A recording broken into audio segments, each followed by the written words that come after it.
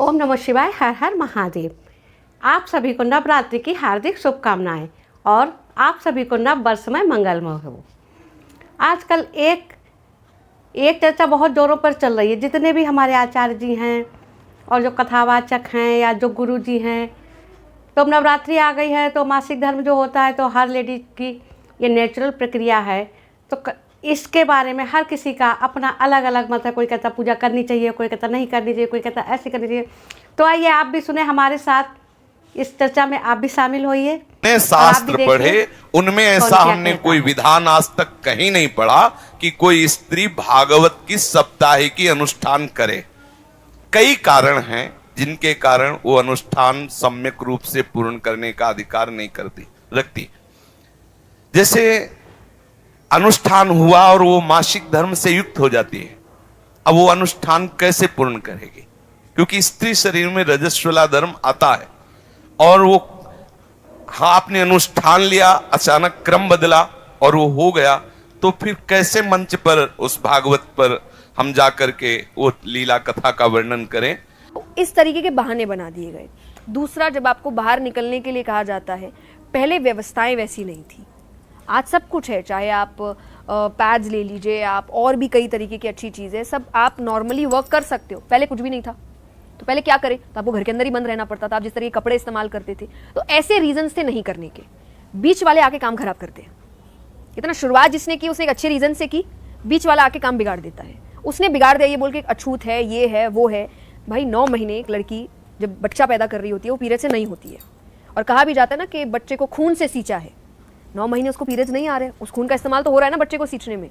अगर आपको लग रहा है वो खून इम्प्योर है, आप में से जितने हम सब बैठे सब इम्प्योर है, उसी खून से सबको सींचा गया है, इसलिए वो 9 महीने नहीं हुई। बाकी जो लास्ट में बचता है वो नेक्स्ट 40 दिन में निकल जाता है। तो इम्प्योर तो हो ही नहीं सकता। द्रौपदी जी के लिए वो उस वक्त रजस्वला अवस्था में थी जब भगवान आए। भगवान ने टच करने से पहले नहीं सोचा कि रजस्वला अवस्था में है। आप और हम कौन होते हैं सोचने वाले, ये मत करो वो मत करो। तो ये बातें बनाई गई। पहले रीज़न अलग थे, सेफ्टी पर्पस था, आराम के लिए था, खान पान का पर्पस था। अब ये सब नहीं है। गांव का एक बच्चा जानता है इस बात को कि जब स्त्री का अपना धर्म हो तो विश्राम करे, पूजा, रसोई, अनुष्ठान इनसे दूर रहे। ये विधान है। अब यहां उदाहरण दिया जाएगा कि द्रौपदी जिस समय रजस्वला थी उस समय भगवान समा गए। अरे ओ, क्या स्थिति थी द्रौपदी की उस समय? उसकी साड़ी उतारी जा रही तो भगवान ये सोचेंगे रजस्वला है, तुम्हारी कौन साड़ी उतार रहा है इस टाइम? उस समय द्रौपदी की जो कंडीशन है, भगवान है वो तुम्हारी तरह और मेरी तरह नहीं है।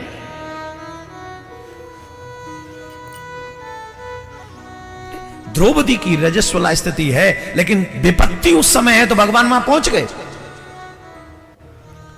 लेकिन द्रौपदी को छोड़ के दोबारा बताओ और कहां गए भगवान फिर इस स्थिति में? बोलो, बताइए हमें, एक उदाहरण दीजिए।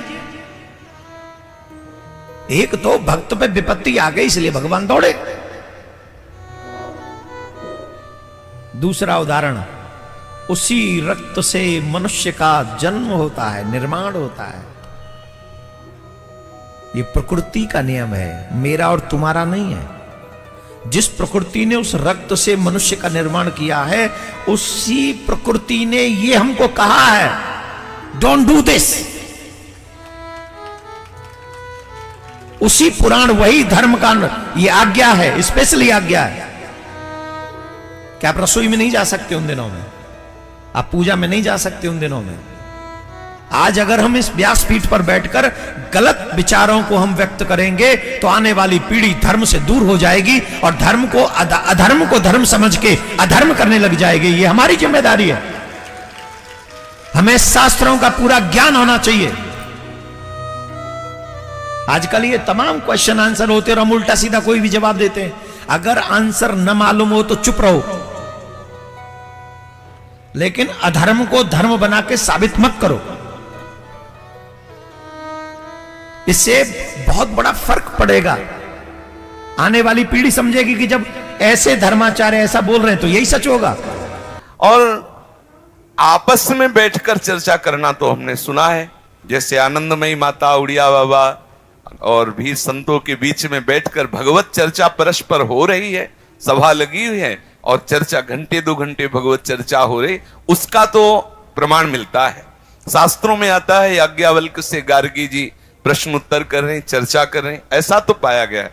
लेकिन अनुष्ठान का अभी तक हमें पता नहीं। अगर कहीं हो तो हम मानने के लिए भी तैयार हैं, क्योंकि निगम अनुशासन के अंतर्गत सब हैं। अगर कहीं शास्त्र में है और हमने नहीं पढ़ा, कोई हम सर्वज्ञ तो है नहीं, जितना हमें ठाकुर जी ने ज्ञान दिया उतने ही हम जानते, जितना जनाया उतने ही जान पाते। अगर कोई ऐसा शास्त्र है जिसे हमने नहीं पढ़ा और उसमें अनुमति दी जाती है, तो अभी तक हमने ऐसा पढ़ा नहीं है और ऐसा हमने कभी गुरुजनों से सुना भी नहीं है। इसलिए मुझे ऐसा लगता है कि माताओं बहनों को भागवत का साप्ताहिक अनुष्ठान नहीं करना चाहिए। चर्चा करने का तो अधिकार है, भगवत लीला गुणानुवाद का अधिकार है। हम जैसे अपने लोग चर्चा कर रहे हैं, ऐसे वो बैठ के चर्चा कर सकते हैं, संत सभा में बैठकर भगवत यश गान कर। लेकिन अनुष्ठान साप्ताहिकी का निषेध है, ऐसा हमने शास्त्रों में कहीं नहीं प्रमाण पाया कि कोई भी स्त्री शरीरधारी मंच पर बैठकर साप्ताहिकी का अनुष्ठान करे।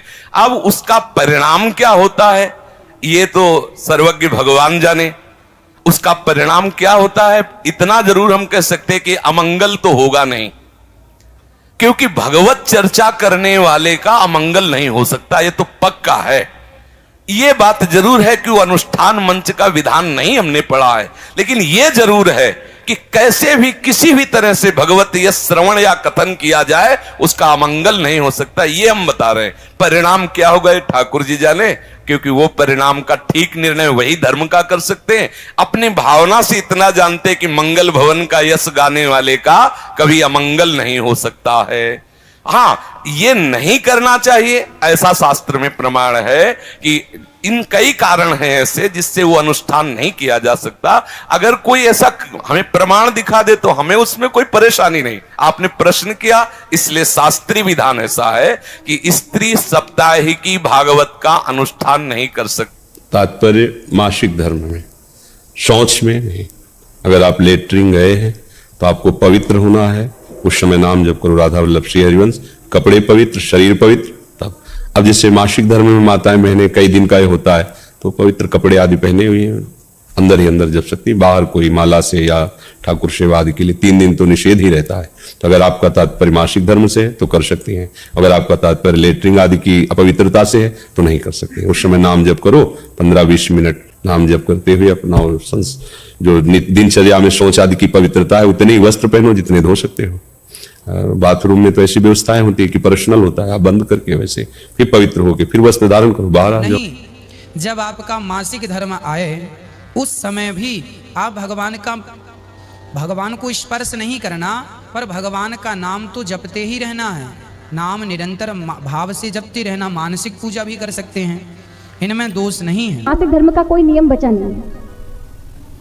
आज के जमाने में मासिक धर्म का आजकल कोई नियम नहीं रखता, लेकिन रखना चाहिए क्योंकि ब्रह्म हत्या का पाप है। अब आप हमें ही ये बताओ कि तुलसी तो एक पौधा है ना, तुलसी तो मात्र एक पौधा है, लेकिन अगर उस पर भी छांव पड़ जाए तो उसकी पत्तियां भी मुरझा जाती हैं। तो आप विचार करो कि ब्रह्म हत्या का पाप एक पौधे पर इतना प्रभावकारी है, तो फिर मनुष्य की बुद्धि को विकृत क्यों नहीं कर सकता। जनेऊधारी जो है उनका तो स्पर्श उस समय में स्त्री का करना ही नहीं चाहिए, और यहाँ तक कि स्त्री को किसी भी चीज का स्पर्श नहीं करना चाहिए।